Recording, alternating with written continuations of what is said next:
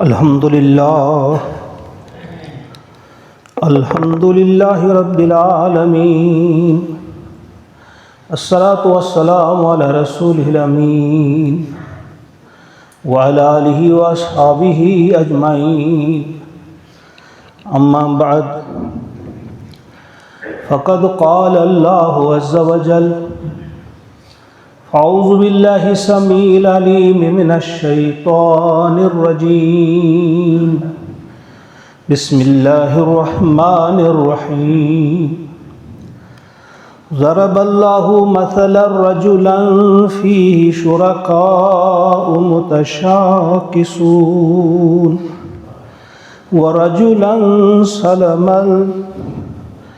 سلما لرجل هل يستويان مثلا الحمد للہ بل اکثرهم لا يعلمون۔ آمنت باللہ صدق اللہ العظیم۔ رب اشرح لی صدری ویسر لی امری واحلل عقدۃ من لسانی یفقہوا قولی۔ رب زدنی علما، ربنا زدنا علما وحلما وفہما وألحقنا بالصالحین۔ ربنا تقبل منا انک انت السمیع العلیم۔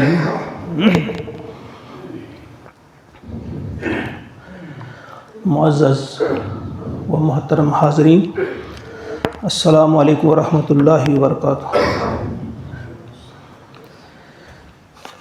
بے شمار چیزیں ہیں جن کی ہمارے دل میں طلب یا تڑپ ہوتی ہے، خواہش ہوتی ہے۔ اگر میں آپ سے ایک چیز کے بارے میں پوچھوں، آخرت کو چھوڑ کر دنیا میں اگر آپ سے کہا جائے کہ بھائی ایک چیز آپ صرف مانگے، آپ کو ملنے والی ہے، یعنی اللہ تعالیٰ کی طرف سے کوئی فرشتہ بھیجا جائے اور آپ سے کہا جائے کہ صرف ایک چیز مانگو آپ کو ملے گی، آپ کیا مانگیں گے؟ صرف ایک چیز۔ دیو کہاں جواب؟ جنت میں۔ وہ آخرت کی بات نہیں ہے، دنیا کی بات۔ دنیا میں صحت، دولت، ایمان، شاباش، حکومت، مختلف چیزیں ہیں۔ بہرحال بہت ساری چیزیں ہیں جو انسان مانگنے کے قابل ہیں اور جو مانگی جانی چاہیے، لیکن صرف ایک چیز اگر انسان سے کہا جائے بتائیے آخرت کو چھوڑ کر دنیا میں آپ کو کیا چاہیے، تو مجھے لگتا ہے کہ آپ کا جواب ہونا چاہیے خوشی۔ وہ ایک کہانی آپ نے سنی ہوگی کہ وہ ایک فرشتہ جب بھیجا گیا ایک غریب گھر میں، ان سے کہا گیا کہ ایک چیز تمہیں ملے گی، بتاؤ کیا چاہیے۔ بلکہ ایک نہیں، ان سے کہا گیا تمہاری 3 خواہشیں پوری ہوں گی۔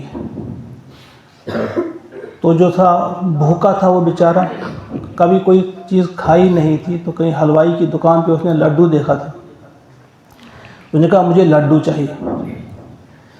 اس کی بیوی نے اسے ٹوکا کہ بھائی تمہیں ہوا کیا ہے، دولت مانگو؟ اس نے کہا نہیں، مجھے لڈو چاہیے۔ اس کی آپس میں تو میں ہوئی۔ اس نے کہا میری پہلی خواہش تو یہ ہے لڈو مل گیا، اب دوسری خواہش میری یہ ہے کہ یہ میرے ساتھ لڑائی کر رہی ہے، یہ لڈو اس کی ناک میں چڑھ جائے۔ اور اس کی لڈو جو تھا اس کی ناک میں چڑھ گیا، 2 خواہشیں پوری ہو گئیں۔ اب وہ بڑی پچھتا رہی ہے، رو رہی ہے۔ اب کہا اب ایک ہی باقی بچی تھی اس کی خواہش، تو اس نے کہا اب کچھ نہ کچھ کرو، اب اس کو چھٹکارا دلا دو اس سے۔ پھر اس نے تیسری خواہش بھی یہ کہی کہ اب اس کی ناک سے یہ لڈو نکل جائے، تو اس کے پلے کوئی چیز نہیں پڑی۔ 3 چیزیں تھیں، تینوں جو انہوں نے مانگی وہ تینوں ختم ہو گئی، کوئی چیز نہیں ملی۔ پھر اس نے کہا کہ دیکھو تمہاری مانگنے کی جو چیز تھی، تم نے ایک چیز مانگنی تھی، خوشی۔ پھر خوشی کس چیز سے ملے گی؟ اب یہ ساری چیزیں ابھی جو آپ نے بتا دی یہ خوشی ہی کے لیے تھی. کوئی بھی چیز آپ کو ملے اس کے ذریعے خوشی، پھر آپ کو خوشی چاہیے تھی تو دولت بھی آپ کو ملتی، اقتدار بھی آپ کو مل سکتا تھا، کھانے کی اچھی چیز بھی مل سکتی تھی، اچھا گھر، اچھی گاڑی، کیونکہ انسان کی خوشی کے لیے سب چیزیں ہو سکتی ہیں، یہ مل سکتی تھی. بہرحال یہ تو ایک کہانی تھی جو آپ نے سنی ہوگی پہلے بھی، لیکن یہ ایک حقیقت ہے کہ اگر دنیا میں انسان چاہے، جو کہتے ہیں ہم الغنا غنى النفس، یعنی تونگری کیا ہے، امیری کیا ہے، نفس کی امیری. اگر آپ کا نفس مطمئن ہے، خوش ہے، گویا آپ امیر ہیں. ورنہ کتنے کروڑ پتی آپ نے دیکھے ہوں گے جو خوشی کے لیے ترستے ہیں. نپولین جیسا شخص، اس نے کہا تھا تقریباً جو چیز انسان مانگنا چاہتا وہ سب اسے مل چکی تھی، لیکن اس نے کہا تھا پوری زندگی میں 6 دن بھی ایسے میں نے نہیں دیکھے جب میں خوش رہا ہوں. پورے 6 دن، پوری عمر میں 6 دن بھی خوشی کے وہ نہیں دیکھ پایا. اس نے بھی یہ بات کہی ہے. تو یہ خوشی جو ہے واقعی بہت بڑی دولت ہے دنیا میں، اگر انسان خوش رہنا چاہے تو اس سے بہتر اور کیا چیز ہو سکتی ہے دنیا کے اعتبار سے. آخرت کو پہلے ہم بعد میں اس کو لے لیں گے. تو دنیا کے اعتبار سے سب سے اہم چیز خوشی. اب یہ خوشی حاصل ہم کیسے کریں گے، یہ کس سے پوچھیں گے ہم، یہ خوشی کیسے ملے گی؟ اگر ہم چاہتے ہیں خوش رہنا تو آج ہم اسی ٹاپک پر گفتگو کریں گے. صرف 5 چیزوں کی طرف اشارہ کروں گا میں. 5 چیزیں ہیں جو ہمیں خوشی عطا کر سکتی ہیں. بہت ساری چیزیں ہیں، صرف 5 ہی نہیں ہے، لیکن ہم صرف 5 کا تذکرہ کریں گے. اگر ان صرف 5 باتوں پہ ہم عمل کرنے میں کامیاب ہو گئے، ہمیں خوشی ملے گی. اور یہ پھر خوشی ایسی ہوگی کہ یہ صرف دنیا کی ہی نہیں، اس کے ساتھ آخرت کی خوشی بھی ہمیں مل جائے گی، جو زیادہ قیمتی ہے، زیادہ اہم ہے، زیادہ ضروری ہے. تو سب سے پہلی چیز، خوشی حاصل کرنے کے لیے کیا کرنا ہوگا ہمیں؟ اللہ کے ساتھ تعلق مضبوط کرنا ہوگا، نمبر 1. اور نمبر 2 اسی کے ساتھ یہ ایک ہی بات ہے، اللہ کے ساتھ تعلق مضبوط اور تقدیر پر مکمل ایمان، والقدر خیرہ و شرہ. جب اللہ کے ساتھ قریبی تعلق ہوگا اور تقدیر پر ایمان ہوگا، پھر کبھی جو آپ کو کوئی نقصان ہوا ہوگا، کوئی پریشانی آپ کو لاحق ہوئی ہوگی، کسی قسم کا بھی نقصان ہو، مالی ہو، جانی ہو، ذہنی ہو، جسمانی ہو، کچھ بھی ہو، تو جب انسان کو پختہ یقین ہوگا کہ یہ میرے اللہ کی طرف سے ہے، اس کا تعلق اللہ کے ساتھ مضبوط ہوگا کہ یہ میرے اللہ نے اگر مجھے یہ تکلیف دی ہے، اگر اللہ اس پہ راضی ہے تو میں بھی راضی. اس کی سارے غم دور ہو جائیں گے، اس کی ساری پریشانیاں دور ہو جائیں گی، اور وہ کہے گا کہ یہ میرے اللہ کی مرضی تھی، ہو گئی. خوش رہے گا وہ اس حال میں. پیارے نبی صلی اللہ علیہ وسلم جب بہت زیادہ غمگین جس دن ہوئے، وہ طائف کا دن تھا، وہ آپ سب جانتے ہیں. طائف کے بازار میں آپ کے ساتھ کیا ہوا، لیکن جو آپ نے پھر دعا کی اس باغ میں پہنچ کر، الی من تکلنی، جب اللہ سے کہا کہ مجھے کس کے حوالے تم نے کیا، اور اس میں ایک بات اس میں لاسٹ میں یہ کی کہ اللہ اگر تو مجھ سے ناراض نہیں ہے تو لا ابالی، پھر مجھے کوئی فکر نہیں، پھر مجھے کوئی غم نہیں. یعنی اگر تو مجھ سے راضی ہے بس مجھے یہی چیز چاہیے، اگر تو مجھ سے راضی تو میں خوش ہوں. اس قدر زخمی ہونے کے باوجود، اتنی تکلیف اٹھانے کے باوجود. اب دیکھیے حضرت مریم کی طرف دیکھیے آپ علیہ السلام، کہ جب ان کے جو بچہ رہا حضرت عیسیٰ علیہ السلام، ان کا حمل جب ٹھہرا، کتنی پریشان ہوئی ہوگی وہ آپ اندازہ کر سکتے ہیں. قرآن پاک بھی آپ کھول سکتے ہیں، سورہ مریم دیکھ سکتے ہیں آپ کیا کیا بولا انہوں نے. بہت زیادہ پریشان ہوئی، لیکن جب اس نے بھروسہ کیا اللہ پہ، اللہ کے ساتھ اس کا مضبوط تعلق تھا، تو پھر کیسی خوشی اللہ تعالیٰ نے اسے عطا کی اور کتنا بڑا مرتبہ عطا کیا. سورہ آل عمران میں آپ دیکھیے اللہ تعالیٰ فرماتے ہیں وَإِذْ قَالَتِ الْمَلَائِكَةُ يَا مَرْيَمُ إِنَّ اللَّهَ اصْطَفَاكِ وَطَهَّرَكِ وَاصْطَفَاكِ عَلَى نِسَاءِ الْعَالَمِينَ۔ اور یاد کرو جب فرشتوں نے کہا مریم سے، اے مریم اللہ تعالیٰ نے تجھے برگزیدہ کیا ہے اور تجھے پاکیزگی عطا کی ہے اور تجھے تمام جہان کی عورتوں پر فضیلت عطا کی ہے۔ وَاصْطَفَاكِ عَلَى نِسَاءِ الْعَالَمِينَ، کتنا بڑا مرتبہ، کتنا بڑا منصب، عہدہ ادا کیا گیا اللہ تعالیٰ کی طرف سے، جب اس راضی رہی اللہ کے اس کرنے پہ کہ اگر اللہ کی یہ مرضی ہے تو ٹھیک۔ اس کے بعد یعقوب علیہ السلام سے جب ان کا بیٹا حضرت یوسف علیہ السلام چھڑایا گیا، دوری اختیار کی جب انہوں نے، لیکن دونوں نے جب صبر کیا اور اللہ کی تقدیر پر راضی رہے، اللہ سے شکوہ نہیں کیا، اللہ سے ناراضگی کا اظہار نہیں کیا، تو پھر جواب میں کیا کیا اللہ تعالیٰ نے؟ کتنی بڑی خوشی عطا کی کہ ان کو ملایا، یعقوب علیہ السلام کو بیٹا واپس کیا، اور کس حال میں کیا کہ ملک مصر کی بادشاہت اس کے پاس تھی، کہ شان و شوکت کے ساتھ واپس عطا کیا بیٹا۔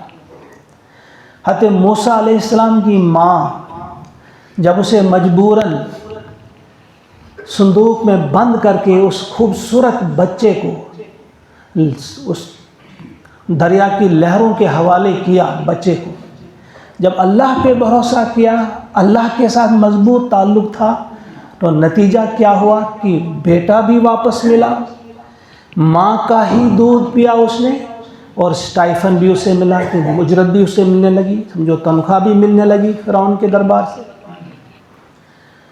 یعنی جس نے اللہ کے ساتھ اپنا تعلق مضبوط کر لیا، بار بار یاد کیا کہ میں اللہ کا بندہ ہوں اور اللہ ہی کے ہاتھ میں ہے نفع بھی نقصان بھی، اور اللہ ہی کا ذکر ہر وقت کرتا رہے، اللہ کی یاد، تو پھر کیا ہوگا اس سے؟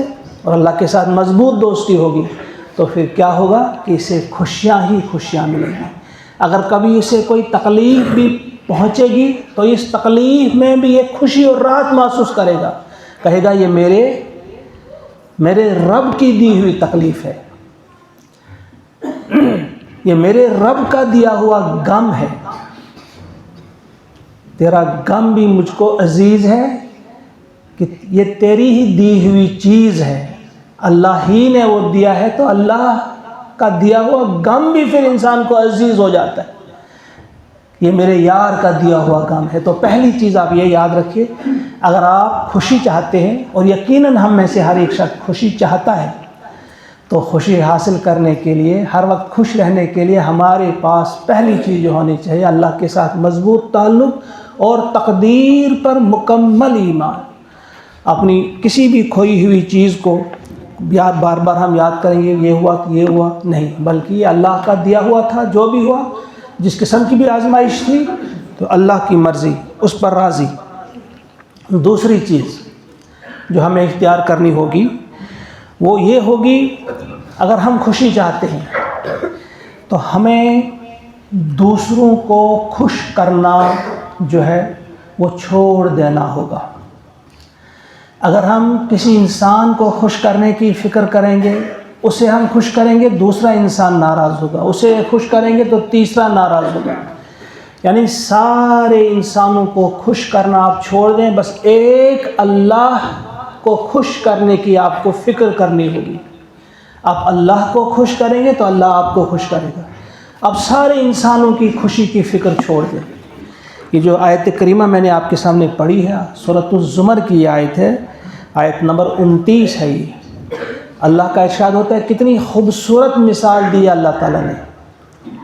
صاحب تفہیم القرآن نے لکھا ہے کہ اتنی مختصر الفاظ میں اتنی بڑی بات کوئی نہیں کہہ سکتا، کتنی خوبصورتی کے ساتھ یہ بات سمجھائی گئی ہے۔ اللہ تعالیٰ فرماتے ہیں، ضرب اللہ مثلا، اللہ تعالیٰ ایک مثال بیان کرتا ہے۔ اللہ تعالیٰ ایک مثال بیان کرتا ہے. دیکھیں میں بڑے درد کے ساتھ کہوں گا، ہم میں سے ہر ایک چاہتا ہے خوشی حاصل کرنے ہی کے لیے وہ مال بھی جمع کرتا ہے، چوریاں بھی کرتا ہے، ڈاکے بھی ڈالتا ہے، رشوت بھی کھاتا ہے، کمیشن بھی کھاتا ہے، سود بھی کھاتا ہے، کیا کیا نہیں کرتا. کس لیے؟ کہ مجھے مال ملے تو میں خوش ہو جاؤں گا، میرا اچھا گھر بنے تو مجھے خوشی ملے گی، مجھے اچھی گاڑی ملے گی تو مجھے خوشی ملے گی. ان ساری چیزوں میں کہیں بھی خوشی نہیں ہے. میں نے نپولین کی بات ابھی آپ کو کہی، اس کے علاوہ بے شمار انسانوں کی بات آپ کریں. آپ کسی سے بھی پوچھیں جو جسے آپ کہتے ہیں کہ دنیا کا جو اول شہری جو امریکن پریزیڈنٹ ہوتا ہے، اگر امریکن پریزیڈنٹ سے بھی آپ پوچھیں گے کیا آپ خوش ہیں، وہ کہے گا نہیں، کیونکہ اس کی بے شمار تمنائیں ہوں گی جو پوری نہیں ہوئی ہوں گی. لہذا خوشی یہاں نہیں ہے. خوشی کہاں ہے؟ میں وہ بتا رہا ہوں. پہلی چیز میں نے کہی تعلق باللہ اور توکل پہ، جب اللہ پہ جب مکمل توکل آپ کریں گے، بھروسہ کریں گے تو آپ کو خوشی ملے گی. اور دوسری چیز کیا کرنی ہوگی؟ دوسری چیز یہ کرنی ہوگی کہ تمام انسانوں کو خوش کرنا چھوڑ دیں. آپ ایک اللہ کی خوشی کی فکر کریں تو آپ خوش رہیں گے. اب یہ مثال دی تھی، کیا مثال دی اللہ تعالیٰ نے؟ ضرب اللہ مثلا، اللہ تعالیٰ ایک مثال بیان کرتا ہے. رجلاً، ایک انسان کی، فیہ شرکاء، یعنی ایک ایسا غلام ہے جس کے آقا کئی ہیں. ایک آقا نہیں اس کے کئی آقا ہیں.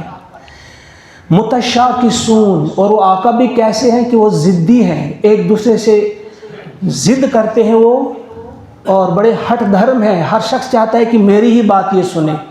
کہ جو ہمارا غلام ہے، یعنی اب سمجھے 4-5 لوگ ہیں، انہوں نے مل کر ایک غلام خریدا ہے.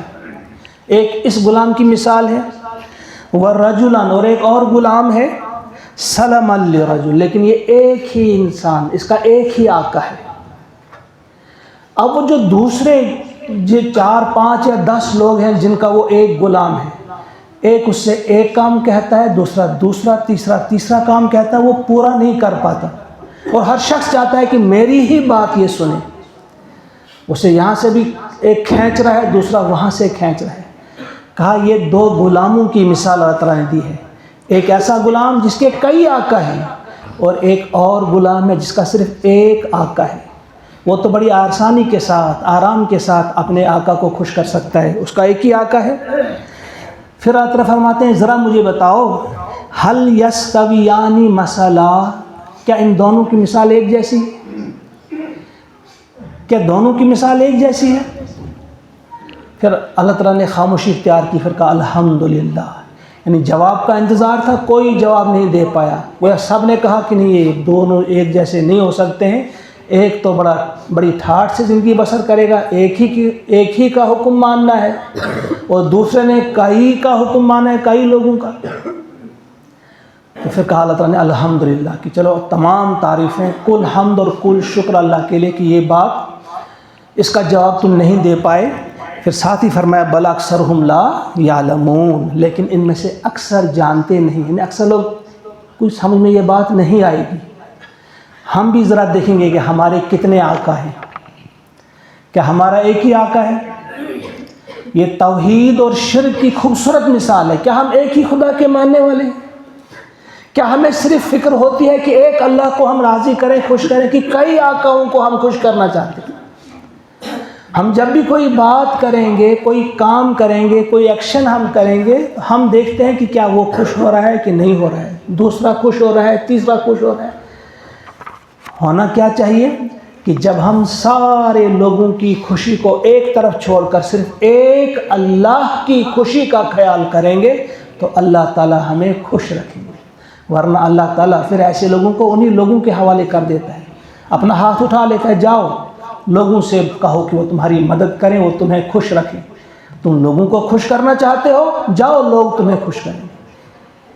لہذا دوسری بات، یہ بڑی اہم بات ہے، سب ہم اس میں ٹھیک طرح سے ذہن میں بٹھائیں گے کہ ایک اللہ کو خوش کرنے کی آپ کوشش کریں. کوئی ناراض ہوتا ہے، ایک بار نہیں 1000 بار وہ ہو جائے، لیکن اللہ ہمارا ہم سے ناراض نہ ہو.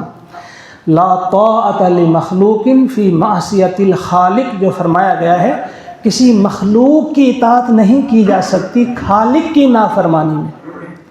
لہذا خالق کی نافرمانی سے بچنے کی کوشش، خالق کی ناراضگی سے بچنے کی کوشش ہم سب کو کرنی ہوگی. پھر ہم خوش رہیں گے، سارے غم دور ہو جائیں گے. یہ دوسری چیز ہے. تیسری چیز،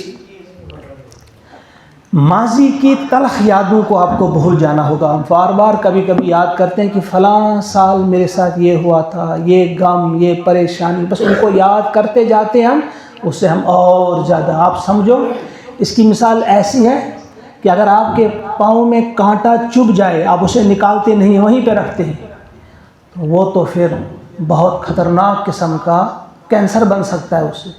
اس کانٹے کو نکالنا ہے، بھول جانا ہے. تو کبھی اگر کوئی نقصان ہوا ہے، کوئی پریشانی، اس کو ہم نے بار بار یاد نہیں کرنا ہے. نہ کسی ماضی کی تلخ یاد کو دل میں بسیرا کرنے کی اجازت دینی ہے، اور نہ مستقبل کے زیادہ وہ اندیشے ہم کو گرفتار کریں. ان اندیشوں میں بھی ہمیں گرفتار نہیں رہنا ہے. کیوں نہیں رہنا ہے؟ اللہ تبارک و تعالیٰ سے جب ہم نے دوستی کر لی، اللہ تعالیٰ کے ساتھ تعلق مضبوط کر لیا، اللہ کو اپنا دوست بنایا، تو اللہ تعالیٰ فرماتے ہیں الا ان اولیاء اللہ لا خوف علیہم ولا هم یحزنون. جو اللہ کے دوست ہوتے ہیں، نہ ان کے لیے کوئی خوف ہوتا ہے، یعنی مستقبل کے لیے کوئی خوف نہیں، ولا هم یحزنون، اور نہ ان کو ماضی کا کوئی غم ہوتا ہے. یعنی وہ ماضی کی باتوں کو بھول جاتے ہیں. وہ سمجھتے ہیں کہ اللہ ہمارا دوست ہے، اگر اس نے ہمیں آزمایا کسی بات میں تو ٹھیک ہے. وہ بار بار اس غم کو، پریشانی کو یاد نہیں کرتے کہ میرا بیٹا مجھ سے چھین لیا تھا. اللہ تعالیٰ نے بار بار اسے یاد آئے گی، اس کے باپ کی ڈیتھ ہوئی تھی، ماں کی ڈیتھ ہوئی تھی، یا کوئی حادثہ ہوا تھا، یا کوئی اور نقصان ہوا تھا، بار بار اسے یاد کرے گا. نہیں، اللہ کے دوست، ان کے لیے کیا ہے؟ کوئی خوف نہیں، کوئی غم نہیں. لا خوف علیہم ولا هم یحزنون الذین آمنوا وکانوا یتقون. یہ ایمان والے ہیں اور تقوی والے ہیں. ان لوگوں کے لیے لہم البشریٰ فی الحیات الدنیا وفی الآخرہ. یہ وہ لوگ ہیں جن کے لیے خوشخبری ہے دنیا میں بھی اور آخرت میں بھی. انہیں کس قسم کا غم ہے؟ جب یہ اللہ کے دوست ہیں، پچھلے غموں کو بھی یہ بھول جائیں اور مستقبل کے اندیشوں کو بھی چھوڑ دیں. جو اللہ کا دوست بنتا ہے، اللہ تعالیٰ اس کا دوست ہوتا ہے، وہ اس کی حفاظت کرتا ہے. آپ پڑھ چکے ہیں قرآن مقدس میں، موسیٰ علیہ السلام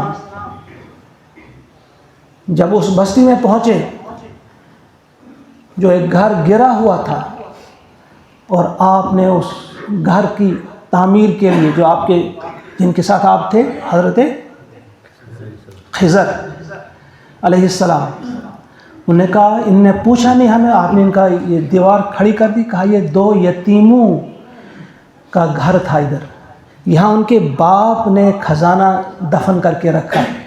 کہا لوگ لے جائیں گے، کیونکہ ان کا باپ جو تھا وہ صالح تھا.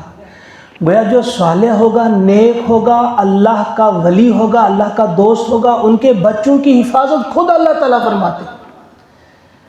ان کو بھیجا وہاں پہ کہ ان کی اس دیوار کو درست کر دیں تاکہ ان کے بچوں کے کام آئے، کیونکہ ان کا والد، آپ دیکھیں قرآن مقدس میں یہ الفاظ ہیں، کیونکہ ان کے والد صالح انسان تھے، وہ نیک انسان تھے، وہ اللہ کے فرما بردار تھے، اللہ کو راضی کرنے والے تھے.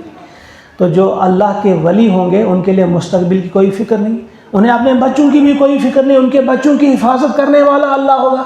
انہیں کیا فکر ہوگی ان کو نوکری ملی یا نہیں ملی، یہ کھانا کہاں سے کھائیں گے، ان کو گھر کہاں سے ملے گا، ان کو فلاں چیز کہاں سے ملے گی. بھائی نہیں، جب تم اللہ کے ہو گئے، اللہ کے ساتھ مضبوط تعلق کر دیا، اب نہ ماضی کی کوئی فکر تمہیں ہو اور نہ کوئی مستقبل کا کوئی اندیشہ، کوئی غم آپ کو نہیں ہونا چاہیے. تو یہ 3 چیزیں ہو گئی تھیں. چوتھی چیز وہ بھی جان لیجئے، اگر آپ خوش رہنا چاہتے ہیں تو چوتھی چیز بھی آپ کو اپنانی ہوگی. وہ یہ ہے کہ دوسروں کی دولت یا ان کی کامیابیاں یا ان کی خوشیاں دیکھ کر آپ کو رنجیدہ نہیں ہونا چاہیے، آپ کو حسد نہیں ہونا چاہیے. وہ آپ ان کی طرف مت دیکھیں کہ ان کو کیا مل رہا ہے اللہ کی طرف. آپ ان کی فکر کرنا چھوڑ دیں، آپ اپنی نعمتوں پہ نگاہ کریں. ان کی طرف آپ کیوں دیکھتے ہیں؟ یہ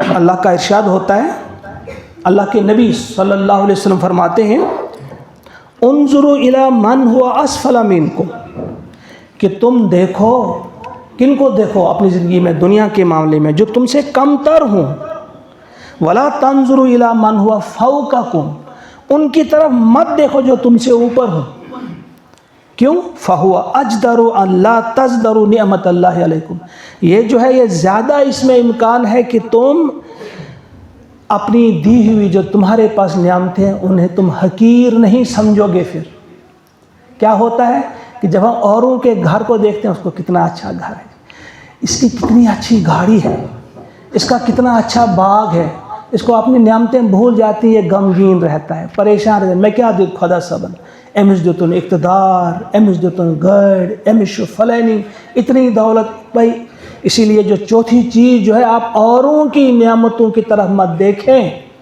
اگر اوروں کو اللہ نے کچھ عطا کیا ہے تو یہ ان کا معاملہ ہے، وہ کیا کر رہے ہیں، تم اپنی نعمتوں کی قدر کرو، دیکھو تمہارے پاس تم کو اللہ تعالیٰ نے کتنی نعمتیں عطا کی۔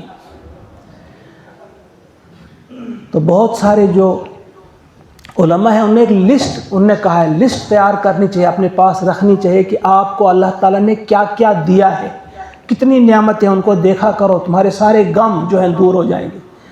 آپ تو گن نہیں سکتے، تو اللہ کا اعلان ہے، لیکن چلو جس نعمت کو تم گن سکتے ہو، جس نعمت کو تم پا سکتے ہو، ذرا یاد کرو، ان کو لکھو، اور پھر دیکھو کہ کیا کیا آپ کو اللہ تبارک و تعالیٰ نے دیا ہے۔ جب ایسا کریں گے آپ، یہ بخاری کی حدیث جو میں نے ابھی آپ کے سامنے پڑھی، جب آپ ان کو ان کی طرف نہیں دیکھیں گے بلکہ اپنی نعمتوں کی طرف دیکھیں گے اور اللہ کا شکر ادا کریں گے، تو اللہ تعالیٰ تمہیں اور دے گا۔ قرآن مقدس کی وہ آیت یاد رکھیے، لَإِن شَكَرْتُمْ لَأَزِيدَنَّكُمْ، اور ساتھی وَلَئِن كَفَرْتُمْ إِنَّ عَذَابِي لَشَدِيدٌ، اگر تم نے شکر کیا تو میں تمہیں اور دوں گا، اور اگر تم نے ناشکری کی، کفران نعمت کیا، تو پھر میرا عذاب شدید ہوگا، پھر میرے پاس سزا بھی بڑی سخت ہے۔ لہٰذا ہر شخص دیکھے کہ اس کے پاس کتنی نعمتیں، آنکھوں کی طرف دیکھے، اپنے کانوں کی طرف دیکھے، کتنی بڑی دولت ہے، اپنے دل کی طرف دیکھے۔ جب کوئی بیمار ہوتا ہے نا، اسی لیے کہا جاتا ہے کہ ہاسپٹلز میں جانا چاہیے۔ جب وہاں آپ دیکھیں گے نا کس کس قسم کے مریض ہوتے ہیں، تمہیں اپنے غم سارے بھول جائیں گے، آپ کہیں گے کہ ہم کو تو بہت بڑا ہم پر اللہ کا احسان ہے، ہم کیا کسی کی گاڑی دیکھ کر ہمارے منہ میں پانی کیوں آ جاتا ہے، رال کیوں ٹپکتی ہے، کسی کا اچھا مکان دیکھ کر یا کسی کی کوئی اچھی چیز دیکھ کر یہ کیا ہو جاتا ہے۔ ہمارے پاس تو اللہ تعالیٰ نے ہم کو بہت کچھ دے رکھا ہے، کوئی کسی چیز کی کمی نہیں۔ اور پھر آج کل کے دور میں تو ہم سب کچھ گھر بیٹھ کر دیکھتے ہیں۔ غزہ کی طرف دیکھیں کہ وہاں کے بچے کیا ہیں، وہاں ان کے بچوں کے ساتھ کیا بن رہا ہے، وہ کیا کھا رہے ہیں، ان کا حال کیا ہے۔ دیو بند کرے تھی ایمیشن تگنی بند کروں دیوس کرے کچھ، ان کا حال کیا ہے۔ جب ان کی حالت دیکھیں گے، آپ دیکھیں گے کہ آپ کس آرام میں ہیں۔ آپ کو تو کھانے کے لیے سب کچھ مل رہا ہے، آپ کے جو فریجز ہیں وہ بھرے ہوئے ہوتے ہیں کھانے مختلف قسم کی چیزوں سے، کس چیز کی کمی ہے آپ، تو پھر آپ خوش کیوں نہ رہیں گے۔ تو یہ یا اسی طرح سے کسی ہم فیس بک کھول کر دیکھتے ہیں، کوئی پکنک پہ ہے، اس کی تصویر دیکھ کر ہمارے منہ میں پانی آتا ہے کہ دیکھو بھائی یہ جاتے ہیں، ان کے پاس سرمایہ ہے، اپنی گاڑی ہے، ہم نہیں جا سکتے۔ بھائی کیا دیکھتے ہو ان کی طرف، اپنی نعمتوں کی طرف دیکھو۔ ہاں کہ ان کا وہ فیس بک پہ اس قسم کی تصویریں ڈالنا یہ بھی درست نہیں ہے۔ اگر تم جاتے ہو، اگر اللہ نے تمہیں دیا ہے اور بار بار جاتے ہو اور پھر کس قسم کی تصویریں بھی ڈالتے ہو، وہ بھی درست نہیں ہے ان کا طریقہ۔ انہیں بھی اپنے طریقے میں وہ ضرور کرنی چاہیے اس کی درستی، لیکن ہمیں بھی دیکھنا چاہیے کہ خواہ میں کسی اس چیز کو دیکھ کر ہمارے منہ میں بھی وہ پانی آ جائے، یہ درست نہیں۔ تو یہ چوتھی چیز ہے کہ اگر ہم خوش رہنا چاہتے ہیں دنیا میں بھی اور آخرت میں بھی، تو اس چیز کو چھوڑ دو، دنیا کے معاملے میں اپنے سے کم تر کو دیکھو، آخرت کے معاملے میں اپنے سے بڑھ تر کو دیکھو۔ ہم الٹا کرتے ہیں، ہم کہتے ہیں غنیمت ہے جی ہم نماز پڑھتے ہیں، فلاں نماز بھی نہیں پڑھتا، غنیمت ہے ہم نماز پڑھتے ہیں، یہاں ہم غنیمت سمجھتے ہیں کسی کو، چلو جی ہم بھی پھر 4 نمازیں پڑھ ہی لیتے ہیں، حالانکہ ایسا نہیں۔ دین کے معاملے میں ہم نے اپنے سے اوپر کو دیکھنا ہے کہ بھئی فلاں شخص جو ہے صرف نماز پر اکتفا نہیں کرتا، بلکہ یہ تہجد بھی عطا کرتا ہے، یہ اللہ کے لیے انفاق بھی کرتا ہے، یہ بہت کچھ کرتا ہے، ہم کچھ نہیں کر سکتے۔ اور دنیا کے معاملے میں شیخ سعدی نے جو کہا تھا کہ اس کے بعد دل میں ایک بار عجیب قسم کی وہ چیز پیدا ہو گئی تھی کہ میرے پاؤں میں جوتا نہیں، کچھ شکوہ کیا تھا دل ہی دل میں اللہ سے، لیکن جب مسجد پہنچتا ہے، مسجد میں ایک شخص کو دیکھا جس کے پیر ہی نہیں تھے، وہ فوراً سجدے میں چلا گیا کہ اللہ تیرا کتنا شکر ہے، اگر جوتا نہیں پیر تو ہے، اس کے تو پیر بھی نہیں، تو بغیر پاؤں کے آ رہا ہے، گھسٹتا ہوا مسجد آ رہا ہے۔ تو اپنے سے کم تر اس معاملے میں دیکھنا ہے۔ تو 5ویں چیز یہیں پہ بند کروں گا کہ دوسروں کے عیب مت ٹٹولیے۔ جو دوسروں کے عیب ٹٹولتا ہے، اللہ تعالیٰ اس کے عیبوں کو ظاہر کرتا ہے، تو پھر یہ کیسے خوش رہے گا؟ ہم میں سے کون ہے جو عیبوں سے پاک ہے؟